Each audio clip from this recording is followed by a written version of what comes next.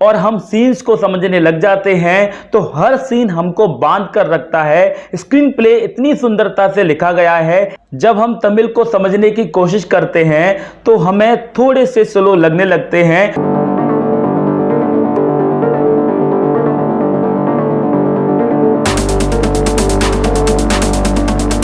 Welcome back to movies अलमीरा। आज मैं रिव्यू कर रहा हूं अमेजन प्राइम पर रिलीज हुई web series the family man 2 को। भैया आप लोग सोच रहे होंगे कि the family man web series का पार्ट 2 तो आ चुका है 4 जून को, लेकिन आज इतनी लेट मैं इसका रिव्यू क्यों कर रहा हूं। अब भैया क्योंकि 7 घंटे की लगभग ये वेब सीरीज है और मैं भी एक द फैमिली मैन हूं, मैं भी एक फैमिली से बिलोंग करता हूं और 7 घंटे की वेब सीरीज को देखने के बाद उसके बारे में रिव्यू करना और उसके बारे में बीच में थोड़े से काम भी लग जाते हैं। जैसे कि आपने मनोज वाजपेयी को देखोगे या देख चुके होंगे तो वहां पर भी देखेंगे कि वो कितना व्यस्त रहता है अपने परिवार में और अपने काम में। ठीक उसी तरह से हर फैमिली मैन इसी तरह से व्यस्त रहता है। अब वो लोग जो कुछ घंटों में ही रिलीज होते ही इसका रिव्यू कर देते हैं, भगवान जाने उनके पास ऐसी कौन सी ताकत है। 7 घंटे की मूवी को निपटा भी लेते हैं, उसका रिव्यू कर भी देते हैं, वीडियो को एडिटिंग भी कर देते हैं और उसको अपलोड भी कर देते हैं। तो ये जादू मेरे पास तो नहीं है। मैं तो बड़ी डीपली फिल्म को देखूंगा और उसके बारे में आपको बताता हूँ कि ये फिल्म किस तरह की है और ये फिल्म मुझे कैसी लगी। तो जेन्युइनली यही सब मैं आपको इस फिल्म के बारे में बताने वाला हूँ, इस वेब सीरीज के बारे में बताने वाला हूं कि ये वेब सीरीज आखिर कैसी है। तो देखते रहिए इस वीडियो को लास्ट तक, क्योंकि अगर लास्ट तक नहीं देखा तो पता नहीं पड़ पाएगा कि ये वेब सीरीज कैसी है, क्या इसमें खास बातें हैं और क्या इसमें कमियां हैं। ये वेब सीरीज आपको देखनी चाहिए तो क्यों देखनी चाहिए, नहीं देखनी चाहिए तो क्यों नहीं देखनी चाहिए। उससे पहले अगर आपने हमारे चैनल को सब्सक्राइब नहीं किया है तो चैनल को सब्सक्राइब कीजिए, उसके बाद बेल आइकन को क्लिक कीजिए ताकि आपको टाइम पर हमारे वीडियोज की नोटिफिकेशन मिल जाया करें। सबसे पहले द फैमिली मैन के स्टोरी की बात करते हैं। स्टोरी का अंदाजा पहले से ही लगा चुके होंगे क्योंकि आप में से अधिकतर लोग फैमिली मैन फर्स्ट को देख चुके हैं और सीजन फर्स्ट के आगे ही इस सीजन को बढ़ाया गया है।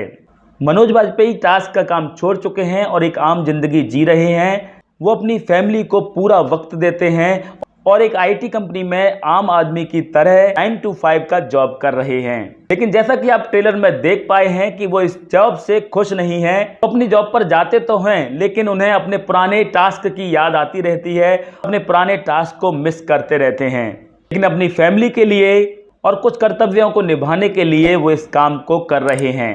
यहाँ एक 26 साल का लड़का उन्हें सफलता और करियर के मायने सिखा रहा होता है। उससे बातचीत के दौरान मनोज वाजपेयी के चेहरे पर जो खुन्नस है, जो झड़प है, उसे देखा जा सकता है। दूसरी तरफ आईएसआई और रेबेल्स ग्रुप बड़ा प्लान कर रहे हैं। अब वो क्या बड़ा प्लान कर रहे हैं और क्या मनोज वाजपेयी वापस से टास्क के काम में जाते हैं, ये जानने के लिए आपको वेब सीरीज पूरी देखनी होगी। अब मैं बात करता हूँ स्क्रीन प्ले की। तो इस वेब सीरीज के स्क्रीन प्ले की बात की जाए तो पहले एपिसोड से ये वेब सीरीज तमिल लैंग्वेज के बहुत ज्यादा यूजेस के साथ में आगे बढ़ती है और दूसरे तीसरे एपिसोड में हमें अंदाजा लगने लगता है कि इस फिल्म में तमिल को भी सुनने को बहुत ज्यादा मिलेगा। वैसे तो फिल्म को रियल दिखाने के लिए यहाँ पर तमिल लैंग्वेज को यूज किया गया है, लेकिन केवल सबटाइटल्स के हिसाब से किस तरह से फिल्म को समझा जाता है। जब हम सबटाइटल्स पढ़ने लग जाते हैं तो दूसरी ओर कहीं ना कहीं एक्टर्स के परफॉर्मेंस को मिस करने लग जाते हैं। तो फिल्म को रियल दिखाने के लिए प्रयास तो अच्छा था, लेकिन कई लोगों को ये प्रयास खराब लग सकता है और पर्सनली मुझे भी लगता है, क्योंकि ये एक हिंदी फिल्म है तो इस फिल्म में तमिल की डबिंग होनी ही चाहिए या फिर कुछ हद तक तमिल का यूज कर सकते थे। तो शुरुआती 2 या 3 एपिसोड जब हम तमिल को समझने की कोशिश करते हैं तो हमें थोड़े से स्लो लगने लगते हैं, कहीं कहीं बोरियत भरे लगते हैं। लेकिन जब लैंग्वेज समझ में आने लगती है और हम सीन्स को समझने लग जाते हैं तो हर सीन हमको बांध कर रखता है। स्क्रीन प्ले इतनी सुंदरता से लिखा गया है जो शुरू से लगाकर एंड तक फिल्म को देखने के लिए आपको विवश जरूर करेगा। अगर मैं म्यूजिक की बात करूं तो बैकग्राउंड म्यूजिक शानदार है जो इस वेब सीरीज के हर सीन को और भी ज्यादा जानदार बनाता है। दूसरी तरफ सॉन्ग्स की बात की जाए तो वेब सीरीज में सॉन्ग कोई है नहीं, लेकिन हर एपिसोड के बाद आपको एक रैप जरूर सुनने को मिलता है और हर एपिसोड का रैप सॉन्ग उस एपिसोड के अकॉर्डिंग बिल्कुल सूटेबल सा लगता है। और जी हाँ, कुछ रैप सॉन्ग आपको तमिल में भी सुनने को मिलेंगे। डायलॉग की बात की जाए तो फिल्म के डायलॉग भी काफी अच्छे हैं, फिर चाहे वो सीरियस सीन्स में शामिल हो या फिर कोई फनी सीन हो। इस वेब सीरीज के डायलॉग्स एक तरफ सीरियस सीन्स को सोचने के लिए विवश करते हैं, दूसरी तरफ फनी सीन्स को और भी ज्यादा मजाकिया बनाते हैं। एग्जाम्पल के तौर पर श्रीकांत और उसकी वाइफ के होटल में एनिवर्सरी सेलिब्रेट करने वाले सीन को आप देख सकते हैं, जहां आपको फन एलिमेंट्स के अलावा सीरियसनेस भी देखने को मिलती है। जहां मनोज वाजपेयी कहते हैं, हमारे यहाँ या तो शादियां होती हैं या नहीं होती, गोरों की तरफ breakup, let's take some break, इस तरह का कुछ नहीं होता। परफॉर्मेंस की बात की जाए तो मनोज वाजपेयी आपको हर सीन में लुभाते हैं। उन्होंने श्रीकांत के कैरेक्टर को पूरी तरह से नेचुरल तरीके से निभाया है। हर सीन में उनके एक्सप्रेशन को देखकर आप सोचने लग जाते हैं कि ये व्यक्ति अपने अंदर कितनी बड़ी एक्टिंग की इंस्टीट्यूट रखे हुए है।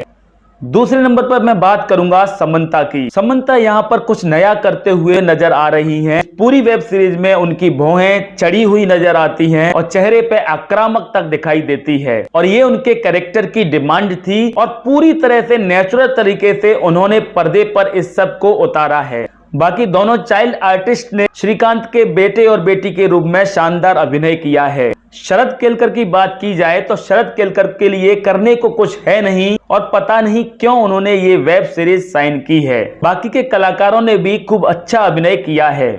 कुल मिलाकर story, performance, music, dialogues, camera work और डायरेक्शन, फिल्म में सब कुछ बहुत बढ़िया है। लेकिन जैसा कि मैंने शुरू में कहा कि इस वेब सीरीज में तमिल लैंग्वेज को भी बहुत ज्यादा यूज किया है, जिस वजह से लोगों को इस फिल्म से निराशा हो सकती है। और थोड़ी सी इस वेब सीरीज की लंबाई भी ज्यादा है, जिसे कम किया जा सकता था। फाइनल वर्डिक्ट की बात की जाए तो मैं इस फिल्म को दूंगा 5 में से 4 स्टार्स।